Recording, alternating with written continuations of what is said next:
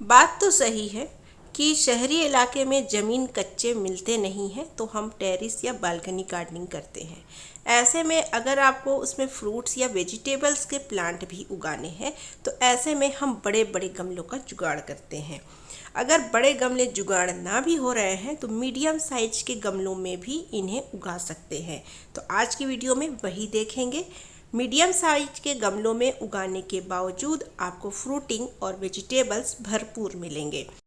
तो दोस्तों, एक बार फिर से आपका अपने ही gardening channel gardening with moms में बहुत बहुत स्वागत है। ये वीडियो यूट्यूब पे देख रहे हैं तो चैनल को सब्सक्राइब जरूर करें। फेसबुक या इंस्टाग्राम पे देख रहे हैं तो पेज को फॉलो करना ना भूलें। चलिए वीडियो को शुरू करते हैं। दोस्तों, ये देखिए, ये है हमारा चीकू का पौधा। ये चीकू का पौधा मैंने नर्सरी से खरीद करके लाया है। तो शुरुआत से मैं आपको टिप देती हूँ। जब आप पौधे खरीदने के लिए फल के या सब्जियों के नर्सरी जाते हैं तो वहाँ पर आप सबसे पहले देखिए जो सबसे हेल्दी पौधा है उसे चुन करके लाइए, ना कि नर्सरी वाले के सजेशन पे पौधे खरीदना है। खुद से देखिए कि उसमें नए पत्ते आ रहे हैं नहीं, फल लगे हुए हैं कि नहीं, या फिर नई ग्रोथ उसमें हो रही है कि नहीं। अगर आप बीज से किसी फल वाले पौधे को लगाते हैं घर में तो उसमें फल कम आएंगे, क्योंकि वो ग्राफ्टेड नहीं होते हैं। अगर आप कंटेनर गार्डनिंग कर रहे हैं तो फिर आप ग्राफ्टेड पौधा ही लगाइए, तो वो ज़्यादा फल देता है। ये एक नॉर्मल सी बात है, इसे आप ज़रूर फॉलो करें। अब जैसे ये नींबू का पौधा है, तो नींबू के पौधे को भी आप बीज से आराम से लगा सकते हैं, लेकिन वो फिर ग्रो भी धीरे करेगा और फ्रूटिंग उतना खास नहीं देगा। तो इससे अच्छा है कि नींबू के जो पौधे होते हैं उन्हें भी आप नर्सरी से ग्राफ्टेड वाला लेकर के आइए। आप यहाँ देख पाएंगे कि इसे हमने बहुत ज़्यादा बड़े पॉट में नहीं लगाया है, क्योंकि अभी ये जो पौधा है इसमें साल 2 साल सरवाइव कर जाएगा, क्योंकि पौधा का साइज़ थोड़ा छोटा है।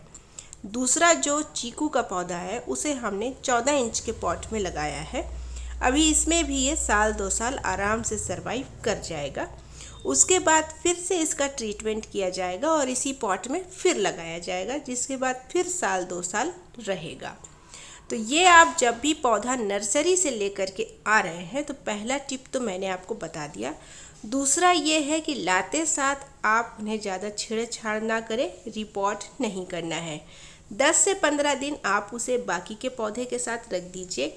ये तो अक्सर हम अपने फूलों वाले पौधे के साथ करते ही हैं। सब्जियों या फिर फल के पौधे ला रहे हैं, यही नियम इन पर भी लागू होता है। तो इन्हें भी आप 10-15 दिन एज इट इज़ बाकी के पौधों के साथ छोड़ दीजिए। तीसरी बात कि ये देखिए कितना छोटा सा पॉली बैग में ये पौधा कितने अच्छे से सरवाइव कर रहा है और इसमें फ्रूटिंग भी आ रखी है। तो घर पर तो हम जाहिर सी बात है इससे जो है कई गुना बड़ा पॉट अप्लाई करेंगे पौधे के लिए, तो ये और भी अच्छे से ग्रो होगा। लेकिन अक्सर हमारी ये कंप्लेन होती है कि पौधा हम घर ले आते हैं लेकिन घर में वो फिर चल नहीं पाता, या तो फ्रूटिंग बंद हो जाती है या फिर ग्रोथ बंद हो जाती है, पौधा या तो फिर ख़राब हो जाता है। ऐसा इसलिए होता है क्योंकि अगर ज़मीन में अगर कोई पौधा लगा हुआ है तो उसे फिर और अलग से केयर करने की या फिर फर्टिलाइज़र वगैरह डालने की ज़रूरत नहीं पड़ती है, क्योंकि मिट्टी में नेचुरली वो सारे पोषक तत्व मौजूद हैं जो पौधे को चाहिए, जो आप गमले में पौधे को नहीं दे सकते हैं। तो फिर आज की इस वीडियो को पूरा देखिएगा, क्योंकि ऐसी पॉटिंग मिक्स मैं आपको बताने वाली हूँ जिससे कंटेनर में लगे हुए पौधे को भी भरपूर न्यूट्रिशंस मिलेगी और वो अच्छे से ग्रो करेगा। तो पॉटिंग मिक्स यहाँ पर आपको किस तरीके से फल और सब्जियों वाले पौधे की बनानी है वो मेन बात है। उसको देखने के लिए आप वीडियो को पूरा देखिएगा। तो यहाँ पर आप देखिए 2 मेरे पास ये बकेट पड़े थे कलर्स के, तो उसको हमने सबसे पहले ये लकड़ी इसमें लगी थी वो निकाल लेना है, क्योंकि इसी का इस्तेमाल अभी हम पौधे लगाने के लिए करेंगे। तो सबसे पहले इस पॉट को हमें अच्छे से खाली कर लेना है। तो ये 2 कंटेनर मेरे थे, दोनों में मैंने हैंगिंग स्टैंड बनाया था। तो अब ये लकड़ी आप देखिए नीचे से काफ़ी सड़ गई थी, तो अब इसका रीयूज़ मैं करूँगी, लेकिन फ़िलहाल मुझे ये पॉट चाहिए थे, तो इसीलिए इन दोनों पॉट को फ़िलहाल मैं खाली कर लेती हूँ। यहाँ पर आप देखिए नीचे में कुछ टाइल्स के टुकड़े आपको मिलेंगे। ऐसा इसलिए मैंने किया था क्योंकि ये जो लकड़ी हमने हैंगिंग स्टैंड बनाई थी, लकड़ी को मजबूती से खड़ा रखने के लिए हमने टाइल्स का इस्तेमाल किया था। और इस वाले गमले में आप देखेंगे कि लकड़ी को मजबूती से खड़ा रखने के लिए हमने ईंट के टुकड़े का इस्तेमाल किया था, क्योंकि कभी कभी बहुत तेज़ हवा चलती है, तूफ़ान आ जाता है, तो सभी को ये झेल पाए। तो ये जो मेरा ट्रिक था ये काफ़ी सक्सेसफुल रहा। तो चलिए, कंटेनर्स को हमने खाली कर लिए हैं। आप देखेंगे कि एक करीब 10 इंच का है और दूसरा 14 इंच का है। तो ये कंटेनर का साइज बिल्कुल सफिशियंट है। साइज मैं इसलिए बता रही हूँ कि कम से कम इतना साइज ज़रूर रखिएगा। अब यहाँ आप देखिए, ये थर्माकोल की पेटी है। इसमें भी मैं इन पौधों में से एक पौधे को लगा सकती थी, लेकिन मैंने ऐसा नहीं किया। इसलिए नहीं किया क्योंकि ये जो थर्माकोल की पेटी आप देख रहे हैं, इतना सारा मेरा किचन वेस्ट से बना हुआ कंपोस्ट है। इसमें मैंने मिर्च के सीड्स डाल दिए थे, तो काफ़ी सारे मिर्च के बीज निकले। जो हेल्दी थे उन्हें हमने रिपोर्ट कर दिया और बाकी इसी में लगे थे। तो अभी मैंने इसकी सफाई थोड़ी कर ली है। पूरी सफाई करने के बाद आप देखेंगे कि आपको सिर्फ मिट्टी नज़र आएगी। किचन वेस्ट जो है कब का डिकम्पोज हो चुका है। तो ये ट्रिक ज़रूर मैं अपनाती हूँ ताकि हमारे जो गमले होते हैं वो एंगेज ना हो, क्योंकि अक्सर हम गार्डनर को ये प्रॉब्लम होती है कि हमारे पास जितने गमले होते हैं फिर भी कम पड़ जाते हैं।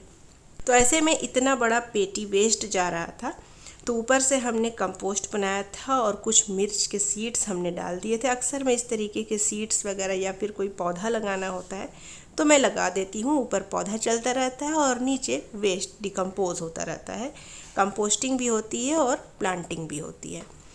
अगर मैं इसकी गुड़ाई करके आपको दिखा रही हूँ तो मकसद ये है कि आप देख पाएंगे कि अगर आपने कोई भी वेस्ट से कंपोस्ट बनाने का सोचा है तो उसके ऊपर आप कोई भी पौधा लगा दीजिए, तो कंपोस्ट बनने का जो प्रोसेस है वो काफ़ी जल्दी होगा। ये इसलिए होता है क्योंकि जड़ें खाना मांगती है, तो मिट्टी उसे जल्दी जल्दी डिकम्पोज करके खाना पहुंचाने के चक्कर में आपकी जो वेस्ट है उसे जल्दी डिकम्पोज कर देता है। तो इससे आपको भी फ़ायदा होता है और पौधे को भी फ़ायदा होता है। तो अक्सर इस तरीके से जब भी आप कंपोस्ट बनाएं ऊपर पौधा ज़रूर लगाएं। ये तो हो गई टिप वाली बात। अब है कंपोस्ट। ये है 100%। कंपोस्ट बनाने के लिए जितनी मिट्टी की ज़रूरत होती है उतनी ही मिट्टी हमने इसमें डाली है, एक्स्ट्रा नहीं डाला है। अब सबसे पहले इस पॉट में हम बॉटम में जो बड़े बड़े टुकड़े हैं जो डिकम्पोज नहीं हुए हैं उन्हें हम फिल करेंगे। ऐसा इसलिए करना है क्योंकि नीचे हम सूखे पत्ते वगैरह अक्सर डालते हैं, चाहे हम किसी भी प्लांट को लगा रहे हैं, तो सूखे पत्तों के जगह पर हमने इन्हें डाला है। ऊपर से कंपोस्ट भरा है। कंपोस्ट में हमें कुछ भी नहीं मिक्स करना है सिवाय एक चीज़ के, वो ज़रूर आप मिक्स करिएगा। अब बारी है, गमले हमने आधे कंपोस्ट से भर लिए हैं। अब बारी है पौधे को पॉली बैग से निकालने का। जब सारा काम आप गमले का फिनिश कर लें उसके बाद ही पौधे को पॉली बैग से निकालें, कि यहाँ से निकाला और झट से गमले में शिफ्ट कर दिया। इससे आपको ये फ़ायदा होगा कि आपका जो पौधा है मुरझाएगा नहीं, शौक में नहीं जाएगा, ख़राब नहीं होगा। मुरझाएगा ही नहीं तो फिर शौक में भी नहीं जाएगा, फिर ख़राब भी नहीं होगा। उसके बाद ये जो आप वाइट पाउडर देख रहे हैं ये आपको डालना काफ़ी ज़्यादा ज़रूरी है। जहाँ पर आपने रूट बॉल को रखना है, मिट्टी के ऊपरी लेयर में आपको ये पाउडर डालना है, फिर आपको रूट बॉल को रखना है। ये क्या चीज़ है अभी मैं आपको दिखाऊंगी। अब अच्छे से जितना भी स्पेस है आपके गमले में खाली, उसे इसी कंपोस्ट से आपको भरना है। कंपोस्ट आपको याद रखना है कि पूरी तरीके से डिकम्पोज या फिर कम से कम 70-80% डिकम्पोज हो चुका होना चाहिए।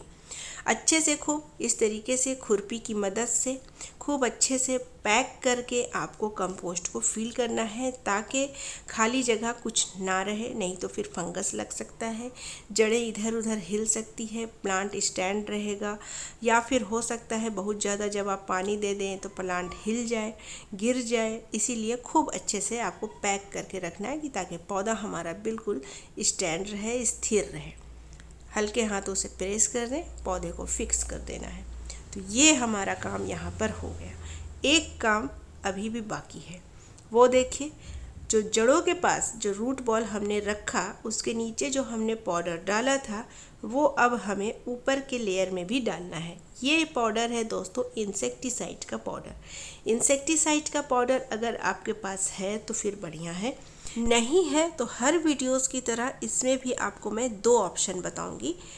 और ये भी बताऊंगी कि इन्हें डालना क्यों ज़रूरी है, इसके फ़ायदे क्या है, तब आप ज़रूर डालिएगा। लेकिन चलिए उससे पहले उनके नाम देख लेते हैं जिन्होंने मेरे पिछले वीडियोस में सही जवाब दिया था। तो उनके नाम है मंगल जी, निर्मल माथुर जी, सदन सिद्दीकी उत्तर प्रदेश से, सुल्ताना शेख, राधा शर्मा रायपुर से, तबस्सुम शेख पुणे से, मीनाक्षी शिरमाली बीकानेर राजस्थान से, अंजना अग्निहोत्री जी कानपुर से और परमिला जी कटक उड़ीसा से।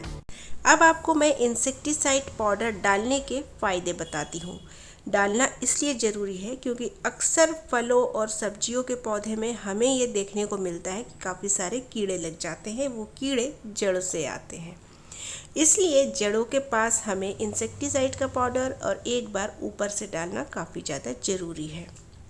पौधे लगाने के बाद गमले में खूब सारा पानी डालिए, खूब सारा, जब तक कि ड्रेनेज होल से वो बाहर ना निकले।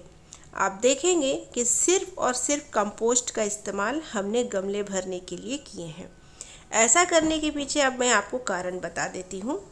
किचन वेस्ट या फिर गार्डन वेस्ट से बना हुआ जो कंपोस्ट होता है वो दुनिया में सबसे ताकतवर, पावरफुल, न्यूट्रिशन से भरपूर सारे पोषक तत्व उसमें मौजूद होते हैं, जो एक कंटेनर भर मिट्टी में नहीं मिलेगा पौधों को। तो पौधे को ज़्यादा से ज़्यादा न्यूट्रिशंस प्रोवाइड कराने के लिए हमने सिर्फ कंपोस्ट से भरा है। कंपोस्ट बनाने के दौरान तो हमने मिट्टी का इस्तेमाल किया ही है, उतनी मिट्टी से ही काम चल जाएगा पौधे को, और मिट्टी डालने की ज़रूरत नहीं है। तो मकसद हमारा ये है कि छोटे कंटेनर में मैक्सिमम न्यूट्रिशंस प्रोवाइड करना पौधे को, क्योंकि ये फल और सब्जियों के पौधे हैं। जाहिर सी बात है इन्हें ज़्यादा पोषक तत्व की ज़रूरत है। तो ये वाला ट्रिक आप ज़रूर अप्लाई कीजिएगा। आप देखेंगे आपके कंटेनर में ही कितने अच्छे से किचन गार्डनिंग हो पाएगी। अब मैं आपको बताती हूँ कि अगर आपके पास इंसेक्टिसाइड का पाउडर नहीं है तो इसके बदले में हल्दी पाउडर आप डालिए 1 चम्मच रूट बॉल के पास और 1 चम्मच ऊपर की लेयर में। अगर आपके पास नीम के पत्ते हैं, सुखा करके आप उन्हें मिक्सर में ग्राइंड कर लें, पाउडर भी डाल सकते हैं, ये बहुत अच्छा काम करता है।